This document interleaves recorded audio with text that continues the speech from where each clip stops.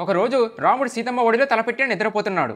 ఆ సమయంలో అకస్మాత్తుగా ఒక కాకి వచ్చి సీతమ్మ చెవిని పొడిచింది. రాముడికి నిద్రభంగం కలగకూడదని సీతమ్మ కాకిని నిశ్శబ్దంగా తోలింది. కాకి పోయినట్టు పోయి మళ్లీ వచ్చి సీతమ్మను గాయపరిచింది. సీతమ్మ శరీరం నుండి ప్రవహిస్తున్న రక్తం రాముడిపై పడడంతో రాముడికి మెలకు వచ్చింది. రాముడు సీతమ్మ గాయాన్ని చూసి ఇంత జరుగుతున్నా నన్నెందుకు లేపలేదని రాముడు సీతమ్మపై చిరుకోపం చూపాడు. రాముడు మేలుకున్న తర్వాత కూడా ఆ కాకి మళ్లీ వచ్చి సీతమ్మను పొడిచేందుకు ప్రయత్నించింది.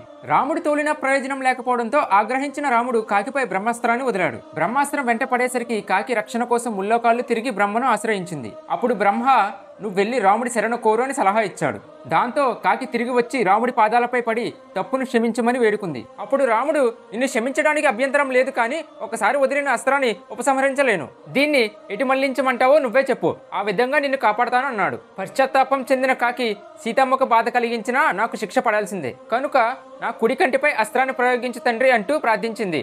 రాముడు అలాగే చేశాడు. అందువల్ల కాకులకు ఒక కన్ను కనపడదని చెప్తారు. శ్రీరాముడు అంటే ఇష్టమున్న వాళ్ళు లైక్ అండ్ సబ్స్క్రైబ్ చేసుకోండి. జై శ్రీరామ్.